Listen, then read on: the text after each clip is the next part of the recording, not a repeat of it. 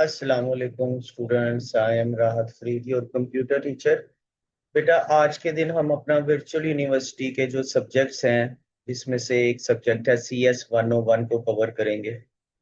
जो उनसे भी स्टूडेंट्स हैं जो वर्चुअल यूनिवर्सिटी में पढ़ते हैं, तो उनको पता है पहले सेमेस्टर में CS 101 लाजमी होता है। तो मैंने आप लोगों की आसानी के लिए पहले से ही, जो मेरे स्टूडेंट्स पहले से ही मेरे से पढ़ते हैं उनको अंदाजा होगा, लेकिन जो नहीं पढ़ते, मैंने उनके लिए हाइलाइट्स नोट्स पहले से ही बताए रखे हुए हैं। साथ मैंने बताया हुआ है कौन से ज्यादा इंपॉर्टेंट है, MCQs कौन से नहीं है। बेसिकली इस कंप्यूटर जो CS 101 है, इसका पेपर करने के 2 से 3 तरीके होते हैं। एक तरीका होता है पास पेपर्स के जरिए आप अपना कंप्यूटर का पेपर यूज कर सकते हो।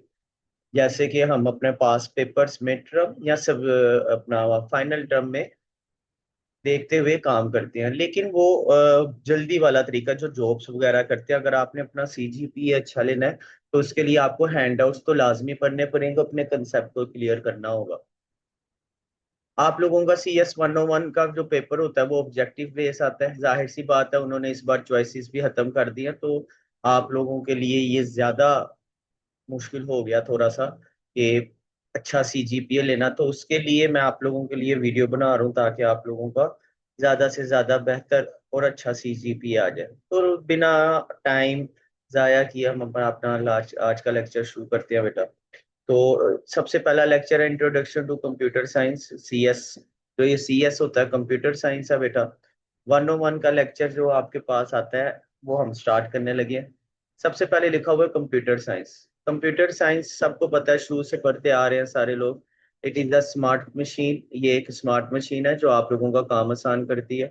इसके अंदर टॉपिक्स, हम फाउंडेशन के टॉपिक्स उस कवर करेंगे, जिस तरह हार्डवेयर है, सॉफ्टवेयर है, प्रोग्रामिंग है, नेटवर्किंग है, डेटाबेस है। डिफरेंट टॉपिक्स इसके अंदर आएंगे, उसका इंट्रो करेंगे। इसके अलावा आप लोगों का जो बेसिकली मोस्टली MCQs आता होता है कि फादर ऑफ कंप्यूटर कौन है, तो वो चार्ल्स बेबेज है।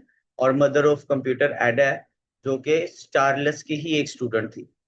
तो आपको पता होना चाहिए जो भी सब्जेक्ट्स आप पढ़ रहे हो, चाहे वो कंप्यूटर है चाहे वो साइंस सब्जेक्ट्स है, उसकी हिस्ट्री के बारे में पता होना चाहिए आपको। तो फादर ऑफ कंप्यूटर आपके पास चार्ल्स बेबेज आएगा और मदर ऑफ कंप्यूटर एडा आएगी। इसके अलावा आज के टॉपिक स्टार्ट करते हुए, जो बेसिक टॉपिक है हमारे पास हार्डवेयर है। हार्डवेयर क्या होता है? एवरी वन नो बेटा। Computer hardware is a collection of physical parts. कोई भी ऐसा पार्ट, फिजिकल पार्ट जिसको हम टच कर सकते हैं, जैसे हमारे कीबोर्ड हो गया, इसे जैसे हमारा हार्ड डिस्क हो गया, USB हो गई, मॉनिटर हो गया, माउस हो गया। ये सारी चीजें जिनको हम फिजिकली टच कर सकते हैं उसको हार्डवेयर कहते हैं। जिसको हम टच नहीं कर सकते वो हमारे पास सॉफ्टवेयर आ जाता है। तो एज यूजली आप सबको पता होगा हार्डवेयर सॉफ्टवेयर में फर्क क्या होता है। बेसिकली सॉफ्टवेयर के अंदर इंस्ट्रक्शंस होती हैं, हदायत होती हैं। किसकी हदायत होती हैं? इस हार्डवेयर को चलाने की जो हदायत होती हैं वो इस सॉफ्टवेयर के पास होती हैं। अब इस सॉफ्टवेयर को कैसे बनाया जाता है? With the help of some languages, with the help of some programming coding. हम क्या करते हैं? सॉफ्टवेयर्स क्रिएट करते हैं। ठीक है। With the help of some programming हम सॉफ्टवेयर क्रिएट्स करेंगे। वो सॉफ्टवेयर क्यों क्रिएट किए जाते हैं? ताकि हम हार्डवेयर को हदायत दे सके, जिस तरह हम तुम्हें कह रहे हैं उस तरह काम करो। जिस तरह रियलिटी के अंदर एग्जांपल्स देख लो, आप सबके घरों में कोई ना कोई हार्डवेयर की चीजें मौजूद होंगी। जिस तरह ओवन हो गया, ऑटोमेटिक मशीन हो गई, वॉशिंग मशीन हो गई। इन सारों को हदायत दी गई हैं, सॉफ्टवेयर किए गए हैं, इनके लिए लैंग्वेजेस प्रोग्रामिंग की गई है। फिर जाके हार्डवेयर को पता लगता है कि उसने क्या काम करना है, सिग्नल सेंड होते हैं। इसी तरह आपके पास आता है नेटवर्क्स। नेटवर्क्स दो तरह के होते हैं, एक होता है वायर, एक होता है वायरलेस। तो वायर वाला नेटवर्क केबल के थ्रू पूरी दुनिया में कनेक्शन है, वायरलेस सैटेलाइट के थ्रू पूरी दुनिया में कनेक्शन है। वायर्ड समुंदर के नीचे से वायरिंग होती है बेटा सारी। आप लोगों ने सुना होगा कि मोस्टली जब नेट खराब हो जाता है, कहते हैं वो केबल जो समुंदर के नीचे है वो खराब हो गई है, या किसी शार्क ने उसको बाइट कर दिया। तो इस तरह की खबरें मिलती हैं। इसके अलावा आपके पास ग्राफिक्स आते हैं। सबको पता है जो इमेजेस हैं, टेक्नोलॉजी है, डिजिटल नेटफ्लिक्स वगैरह, उसके अंदर ग्राफिक्स ये सारी चीजें पहले से ही मौजूद हैं। 3D, 4D, 5D। तो आउट ऑफ कंट्री में तो 5D भी आ चुका हुआ है, लेकिन फिलहाल हमें इधर के ही देखते हैं। इसके अलावा रोबोट्स है। रोबोट्स सबको पता है आजकल की जो जनरेशन है उसमें AI का बहुत इस्तेमाल हो रहा है। एआई क्या होती है? एआई एक, it is like a human, it is like a simulation, but वो मशीन है, ना कि एक इंसान है। हाँ, वो इंसानों की तरह सोचती है, इंसानों की तरह काम करती है, लेकिन वो इंसान नहीं है। वो इंसानों का काम आसान करने के लिए इस्तेमाल की जाती है। बेसिकली रोबोट वर्ड निकला है रोबोटा से। रोबोट वर्ड निकला रोबोटा। रोबोटा का मतलब होता है हार्ड वर्क। जिस तरह पहले जमाने में इंसान हार्ड वर्किंग करते थे, अब उनका काम इंसान करने के लिए मशीन्स और रोबोट्स को क्रिएट किया गया है, ताकि वो इंसानों का काम इंसान करे। मतलब आजकल जो हार्ड वर्क कर रहा है वो रोबोट्स है, ना कि इंसान है। इंसान उनका यूज कर रहा है, इस्तेमाल करते हुए उनका काम कर रहा है। ठीक है। तो robot is a machine specially one programmable by a computer capable of carrying out a complex series of action automatically. तो जितने भी मुश्किल काम होते हैं इंसान वो रोबोट से करवाता है, ताकि ज्यादा से ज्यादा आसान काम हो जाए, क्योंकि रोबोट्स गलती नहीं करता, इंसान गलती कर जाते हैं। उसके अलावा डेटाबेस है, हमारी जुबान में डेटाबेस, कंप्यूटर की जुबान में रिपोजिटरी भी कहते हैं।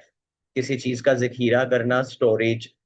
तो लार्ज अमाउंट ऑफ डेटा अगर हम किसी को प्रोवाइड करते हैं, लार्ज अमाउंट ऑफ डाटा, तो हम क्यों किसी को भी लार्ज अमाउंट ऑफ डाटा या अपने स्टोर करवाते हैं, ताकि उसको हम दोबारा इस्तेमाल कर सकें। कोई भी चीज स्टोर करवाते हैं उसको दोबारा इस्तेमाल कर सके, और डेटाबेस आपको सहूलत देता है किसकी? स्टोरेज की, रीयूज की। आप दो चीज को दोबारा इस्तेमाल कर सकते हो। अगर उसके अंदर कोई चेंजिंग करनी है तो मॉडिफिकेशन कर सकते हो, अगर नहीं चाहिए तो उसको क्या कर दो? डिलीट कर दो। तो ये सारी चीजें डेटाबेस आपको प्रोवाइड करता है। डीबीएमएस का फुल फॉर्म याद रखना बेटा, ये एमसीक्यूज में पूछ लेता होता है। इसके अलावा आपके पास सिक्योरिटी होती है। सिक्योरिटी के अंदर CIA। तो CIA का फुल फॉर्म आ जाता होता है। What is CIA? तो कॉन्फिडेंशियलिटी का मतलब होगा राज। मैं अपना राज अपने तक रखना चाहता हूँ, या मैं अपना राज अगर किसी को बताया तो मैं उसको यही कहूंगा, एथिक्स के बिना के ऊपर, इखलाकियात के ऊपर आप अपना काम अपने तक महदूद रखें।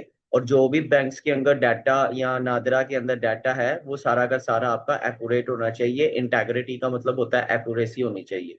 और ये आपको हमेशा के लिए अवेलेबिलिटी होनी चाहिए, जिस तरह यूट्यूब, स्नैपचैट, व्हाट्सएप आपका 24/7, 24 घंटे 7 दिन आपको अवेलेबल रहता है। इसी तरह सिक्योरिटी भी अवेलेबल होनी चाहिए। अगर आपको किसी भी चीज की समझ नहीं आती तो आप सेट ऑफ स्टेप्स यूट्यूब से लेक्चर्स देख लेते हो। एल्गोरिथम का मतलब होता है कोई भी सेट ऑफ इंस्ट्रक्शंस हैं जिसको हम क्रिएट करते हैं किसी खास काम को परफॉर्म करवाने के लिए।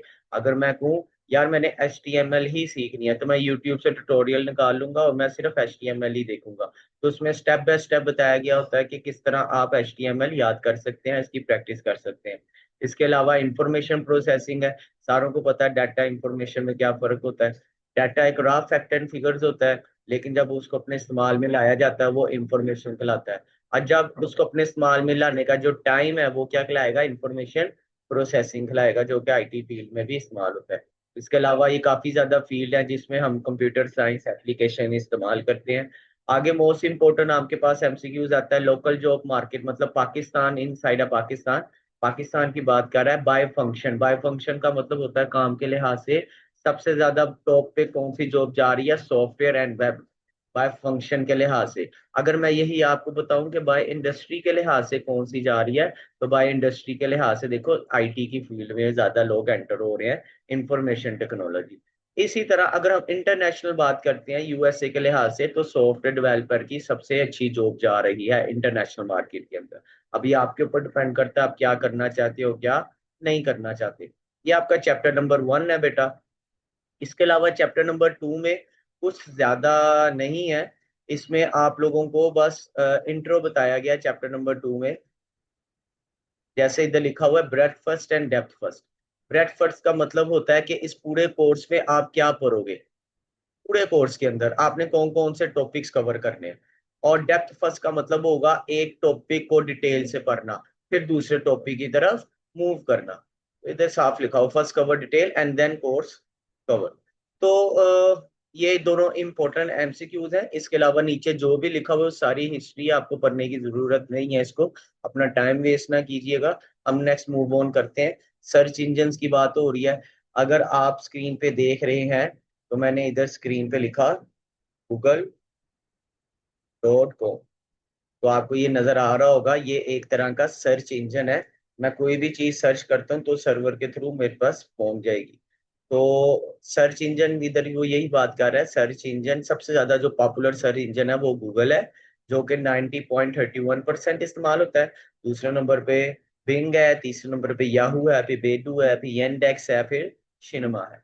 तो ये आपके पास मुख्तलिफ किस्म के बेटा सर्च इंजन हैं जिनको आप इस्तेमाल कर सकते हो।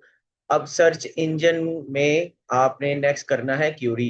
क्यूरी का मतलब होता है सर्चिंग करना। आप जो भी इधर सर्च करते हो, जैसे मैंने इधर लिखा राहत, या मैंने इधर लिखा शीशा सॉन्ग्स, ये जो मैं सर्च कर रहा हूँ, ये जो मैंने इधर सर्च किया, ये मैंने क्या सर्च की? क्यूरी। मतलब कि अब मैं जो भी इधर सर्च करूंगा वो कंप्यूटर की जुबान में क्यूरी कहलाएगी। होप सो यू अंडरस्टैंड बेटा। ओके। उसके अलावा अब गूगल काम कैसे करता है? गूगल काम बड़े आसानी से कर लेता है। हम जो भी चीज सर्च करते हैं, अभी ना ये आगे आप लोगों को बताने लगा कि गूगल के क्या बेनिफिट्स हैं, गूगल आपको क्या क्या सर्विस प्रोवाइड कर सकता है। तो ये डिपेंड करता है आपकी सर्चिंग टेक्निक्स के ऊपर। अगर आपकी सर्चिंग अच्छी है तो वेल एंड गुड है। जैसे इधर लिखा हुआ है एयरपोर्ट, तो वो आपको पूरी दुनिया के एयरपोर्ट दिखाएगा एक एक करके। लेकिन अगर आप पूछोगे आपके नजदीक कौन सा एयरपोर्ट है, तो वो आपके पास लाहौर एयरपोर्ट आएगा। या वर्चुअल यूनिवर्सिटी इन इस्लामाबाद, तो वो सिर्फ इस्लामाबाद की ही यूनिवर्सिटीज को आपको दिखाएगा। यानी जो भी चीज आप क्यूरी सर्च करते हो वो आपकी सर्चिंग के ऊपर बहुत डिपेंड करती है। इसके अलावा गूगल के ऊपर जिसको लिखना नहीं आता उसको माइक्रोफोन की भी ऑप्शंस मिल जाती है। जो टास्क वगैरह करना चाहते हैं हेड या टेल, उसकी भी ऑप्शन होती है। इसके अलावा क्यूरी फार्मूलेशन, क्यूरी फार्मूलेशन का मतलब होता है आपकी क्यूरी करेक्ट होनी चाहिए, इनकरेक्ट नहीं होनी चाहिए। जैसे अगर मेरा सर दर्द हो रहा है तो इसका मतलब है हेड है, कहना कि हेड हर्ट्स। इसी तरह जब हम प्रिंसिपल की बात करते हैं कि हमें बताएं वर्चुअल यूनिवर्सिटी के प्रिंसिपल का क्या नाम है, तो उसको हेड ऑफ द प्रिंसिपल नहीं कहते, उसको रेक्टर कहते हैं। ये इंपॉर्टेंट एमसीक्यूज है, ये आ जाता होता है। इसी तरह वो आगे ये कह रहा है कैपिटलाइजेशन। कैपिटलाइजेशन का सिंपल मतलब है अगर आप बड़े वर्ड्स में लिखो छोटे वर्ड्स में लिखो, इससे कोई भी फर्क नहीं पड़ता। आपके ये आज मैंने मॉड्यूल कवर करवाया 1, 2 एंड 3।